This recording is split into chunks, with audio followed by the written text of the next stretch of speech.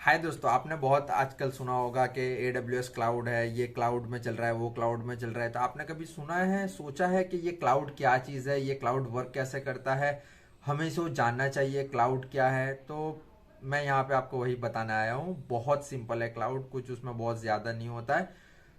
बहुत सारे क्लाउड है मार्केट में। AWS क्लाउड है, गूगल क्लाउड है, एज्योर क्लाउड है, IBM क्लाउड और बहुत सारे अलीबाबा क्लाउड भी है। ऐसे बहुत सारे क्लाउड प्रोवाइडर्स हैं और ये सारे क्लाउड प्रोवाइडर्स बैकएंड के अंदर सेम स्ट्रक्चर फॉलो करते हैं। सिर्फ डिफरेंस ये है कि मार्केट में सबसे ज़्यादा आजकल चलने वाला है वो AWS, एज्योर और गूगल, ये तीन है जो मार्केट लीडर के अंदर कंसिडर हो रहा है।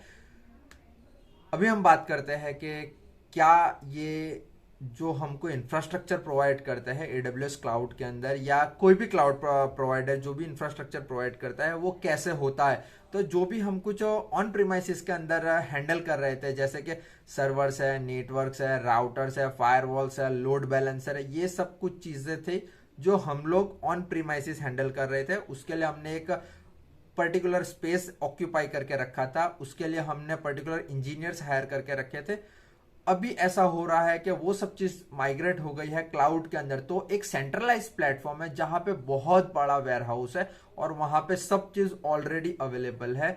वहां पे सर्वर्स है, वहां पे राउटर्स, फायरवॉल्स, लोड बैलेंसर, हर एक चीज अवेलेबल है। और वो सारी चीजें हमें मैनेज नहीं करनी है, वो सारी चीजें अमेजोन होगा तो अमेजोन मैनेज करेगा, अज्योर होगा तो अज्योर मैनेज करेगा और गूगल होगा तो वो गूगल मैनेज करेगा। ऐसे हर प्रोवाइडर अपना इंफ्रास्ट्रक्चर मैनेज कर रहा है। हम सिर्फ वहां पे जाते हैं, हमको जो सर्विस यूज करनी है बस वो सर्विस को हम पर्टिकुलर टाइम ड्यूरेशन के लिए लेते हैं, उसको यूज करते हैं और उसका पेमेंट पे आउट करके वहां से निकल जाते हैं। हमको कोई भी झंझट नहीं करनी है कि हमको ये सर्वर लाना है, इसको मेंटेन करना है, इसको अपग्रेड करना है, हमें कुछ नहीं करना है। वो सब कुछ क्लाउड प्रोवाइडर ही कर लेगा। हमको सिर्फ जाकर यूज करना है और उसका जो भी कुछ पेमेंट बनता है वो पेमेंट पे कर कर आ जाना है। ऐसे ये सिर्फ एक सिंपल, मैंने आपको बताया है कि ये सिंपल तरीके से क्लाउड वर्क कर रहा है। बट क्लाउड के अंदर एक सर्विस नहीं, ऐसे बहुत सारी सर्विसेज है। वो सिर्फ सर्वर प्रोवाइड नहीं कर रहा है, वो बैकएंड में बहुत सारी सर्विसेज प्रोवाइड कर रहा है और हम सिर्फ वो सर्विसेज को एंजॉय कर रहे हैं। हम वो सिर्फ सर्विस यूज कर रहे हैं और वो सर्विस के ऊपर हम लोग हमारी जो भी एप्लीकेशन है उसको डिप्लॉय करते हैं और वो सर्विस को डिप्लॉय करने के बाद हम जो भी कुछ उससे बेनिफिट लेना है वो लेते हैं।